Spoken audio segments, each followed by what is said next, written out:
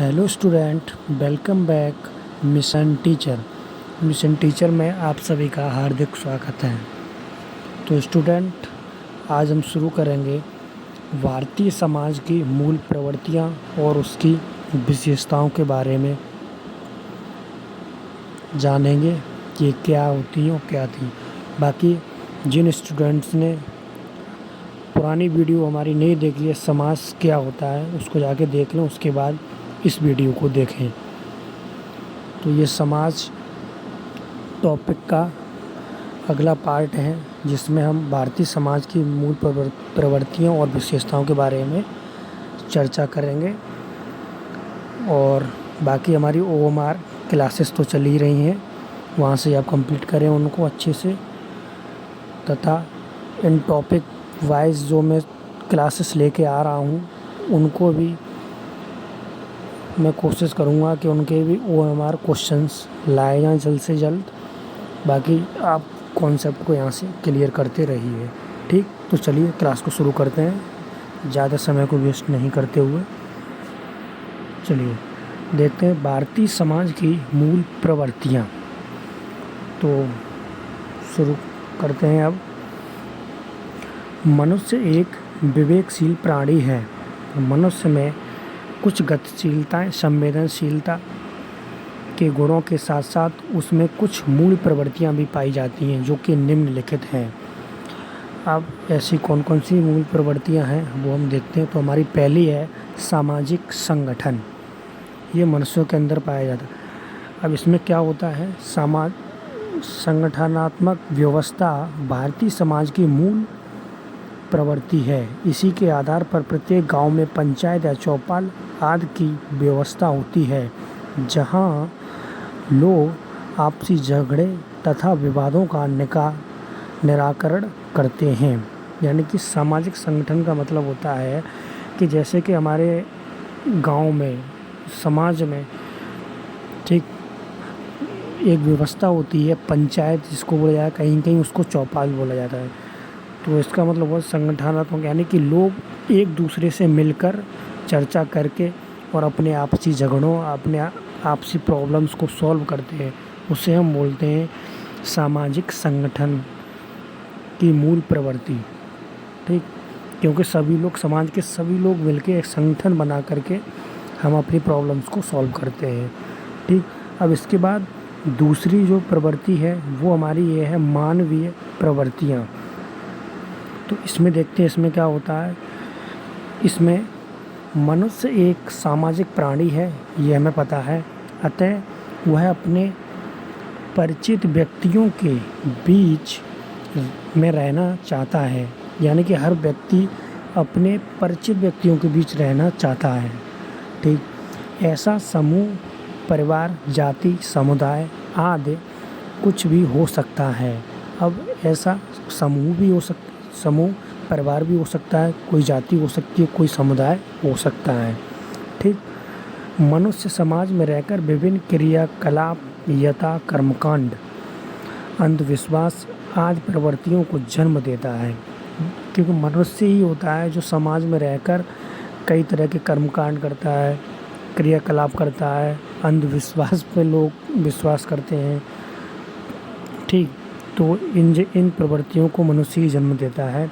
यही आगे चलकर परंपरा का रूप धारण कर लेती हैं। इसका कहने का मतलब ये है कि जैसे आपने देखा हो कई बार लोग मतलब अंधविश्वास के शिकार हो जाते हैं और वो कई उन चीज़ों को मानने लगते हैं, और फिर आगे चलकर हमें पता चलता है कि वही जो अंधविश्वास लोग फॉलो करते थे उसी को एक परंपरा के रूप में धारण हो जाता है। यानी कि लोग उसे वो एक परंपरा मानने लगते हैं फिर, और कंटिन्यूसली वो कई परिवारों तक, कई पीढ़ियों तक वो परंपरा चली आती है।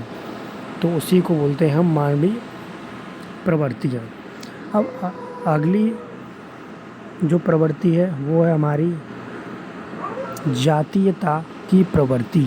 इसमें क्या होता है, हमारा भारतीय समाज विभिन्न जाति, वर्ग, समूह, समुदाय एवं धर्म का मिश्रण है। ये आप सभी को पता है कि हमारे भारतीय समाज में अलग अलग जातियाँ हैं, अलग अलग वर्ग हैं, अलग अलग धर्म के लोग रहते हैं, ठीक। तो जाति एवं वर्ग के सामाजिक एवं आर्थिक स्तर में अनेकों भिन्नताएं होती हैं। यानी कि जाति और वर्ग के जो लोग होते हैं उनके बीच सामाजिक और आर्थिक स्तर पर अलग अलग बहुत सारी भिन्नताएं होती हैं। कोई आर्थिक स्तर पर मजबूत होता है, कोई कमज़ोर होता है, कोई मीडियम होता है, इस तरह से।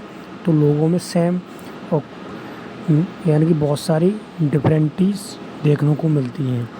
ठीक, इसके बाद और यही कारण प्रवृत्तियों का निर्माणक भी है, अर्थात जातीयता मूल प्रवृत्ति बन गई है।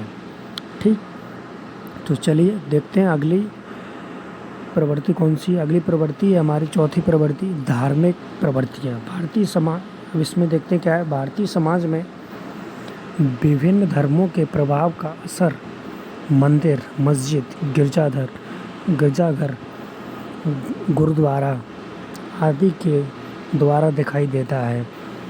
जैसे कि हमारे समाज में अलग अलग धर्म हैं, मुस्लिम, हिंदू, सिख, ईसाई, जैन।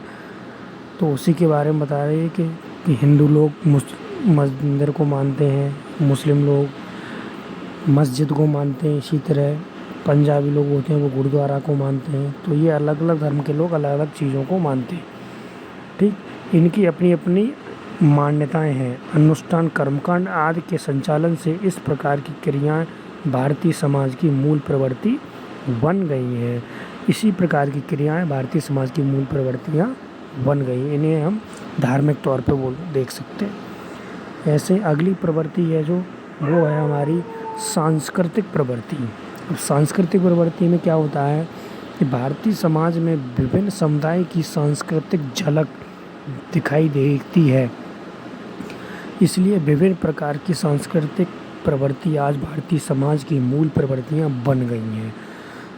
इसका कहने का मतलब है कि भारतीय समाज में, जैसे हमारे समाज के अंदर कई तरह के सांस्कृतिक कार्यक्रम होते हैं, अलग अलग धर्मों में भी होते हैं, और बाकी हमारे पुरानी परंपराओं को लेकर समुदायों के बीच सांस्कृतिक कार्यक्रम होते हैं। तो उन्हीं सांस्कृतिक कार्यक्रमों की झलक जो हमें दिखाई देती है, जिसको हम लोग करते हैं, उसी प्रवृत्ति को हम बोलते हैं सांस्कृतिक प्रवृत्ति।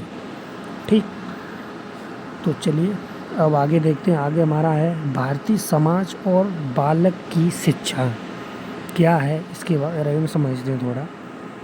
अब इसमें हमारा है, वर्तमान में भारत में लोकतंत्र शासन प्रणाली है, ये हम सभी को पता है, और 26 जनवरी 1950 को लागू भारतीय संविधान की प्रस्तावना के अनुसार, यानी कि अब इसको याद रखना, ये आपके ऑब्जेक्टिव क्वेश्चन बन सकता है। ये डेट याद रखिए, 26 जनवरी 1950 को क्या लागू हुआ था, हमारा भारतीय संविधान की प्रस्तावना लागू हुई। ठीक, तो अब क्या बोलती है हमारी प्रस्तावना। हमारी भारतीय संविधान की प्रस्तावना कहती है, हम भारत के लोग भारत को एक संपूर्ण प्रभुत्व संपन्न लोकतंत्रात्मक गणराज्य बनाने के लिए तथा उसके समस्त नागरिकों को सामाजिक, आर्थिक और राजनीतिक न्याय, विचार, अभिव्यक्ति, विश्वास, धर्म और उपासना की गरिमा और राष्ट्र की एकता सुनिश्चित करने वाली बंधुता को बढ़ावा देने के लिए दृढ़ संकल्प होकर अपनी इस संविधान सभा में आज तारीख 26 नवंबर 1949 को राष्ट्र द्वारा संविधान को अंगीकृत और अधिनियमित और आत्मार्पित करते हैं। ठीक, तो ये हमारी संविधान की प्रस्तावना थी। तो इसमें क्या है, अब इसको एक बार फिर से समझते हैं। हमारी प्रस्तावना कहती है, हम भारत के लोग, ठीक, भारत को एक संपूर्ण प्रभुत्व संपन्न लोक गणतंत्रात्मक गणराज्य, ठीक, यानी कि प्रस्तावना का कहने का मतलब है कि हम लोग अपने देश को एक बहुत ही अच्छा लोकतांत्रिक देश बनाएंगे, और यहाँ पे रहने वाले नागरिकों को सामाजिक तौर पे, आर्थिक तौर पे और राजनीतिक तौर पर न्याय दिलाएंगे। उनके विचारों को हम समाज में प्रस्तुत करेंगे।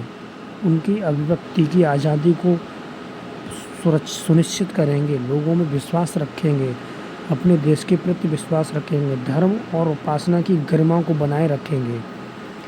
बाकी इसके बाद राष्ट्र की एकता को सुनिश्चित करने वाली जो भी राष्ट्र होंगे उन्हें हम दृढ़ संकल्प होकर पूरा करेंगे। यही इसी चीज़ की शपथ हमारी संविधान की प्रस्तावना में ली गई थी और उसकी जो ये शपथ ली गई वो तारीख थी 26 नवंबर 1949 को।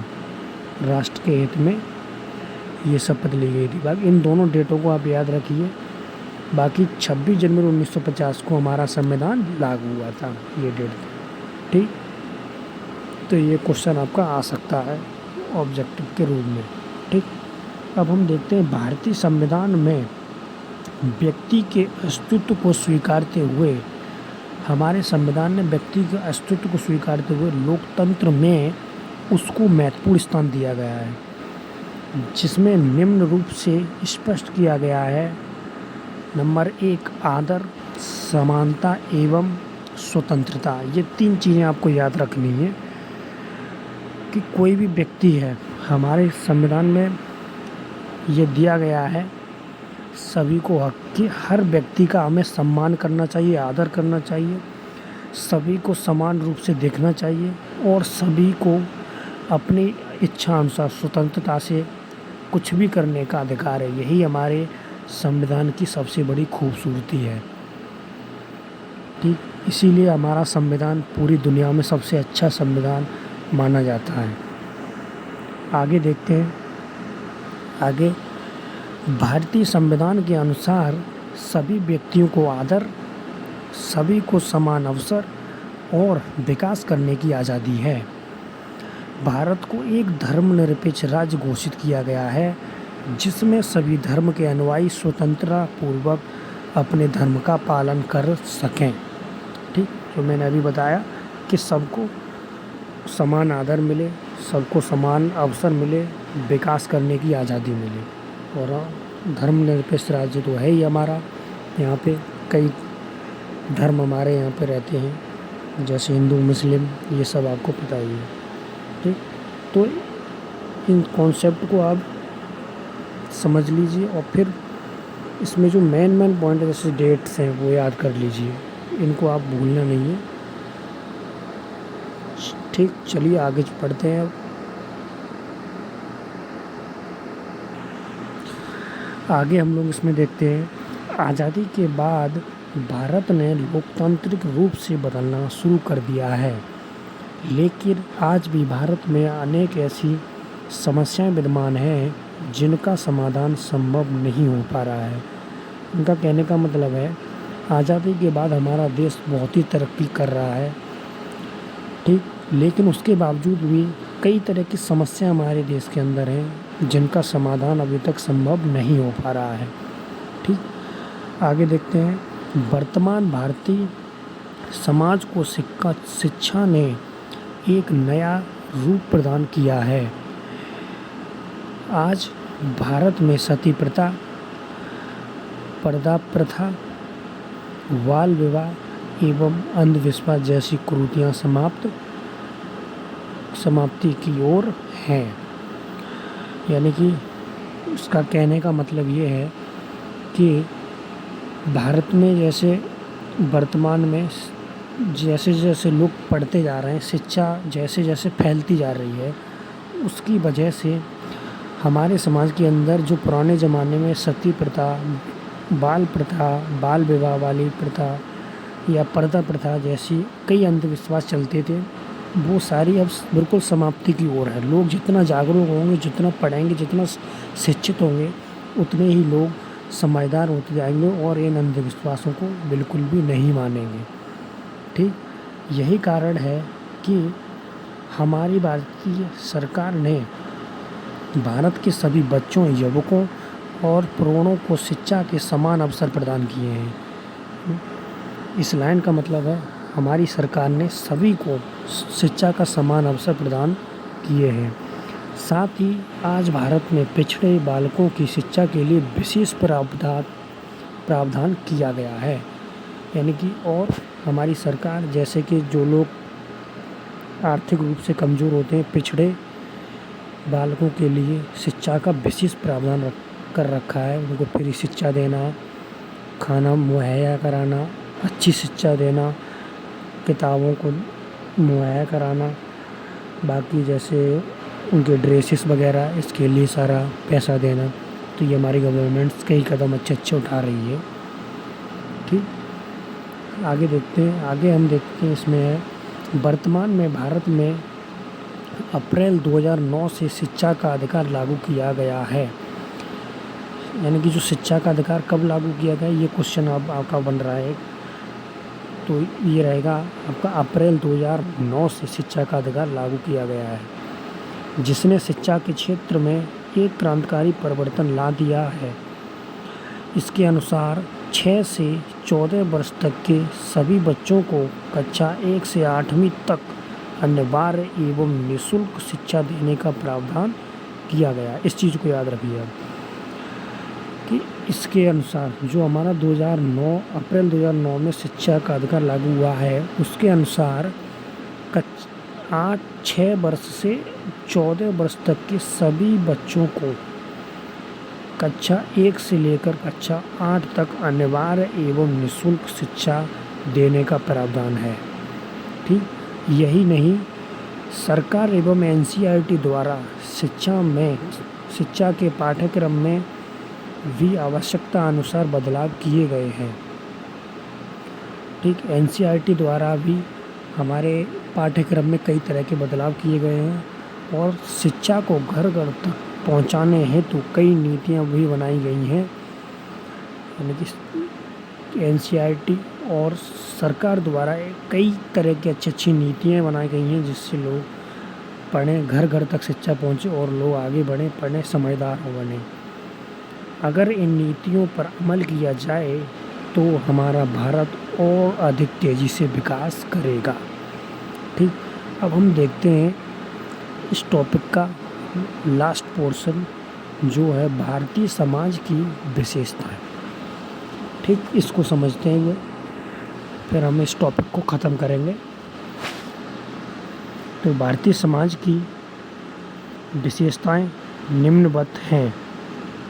पहली विशेषता है शिक्षा के क्षेत्र में क्रांतिकारी परिवर्तन हो रहे हैं।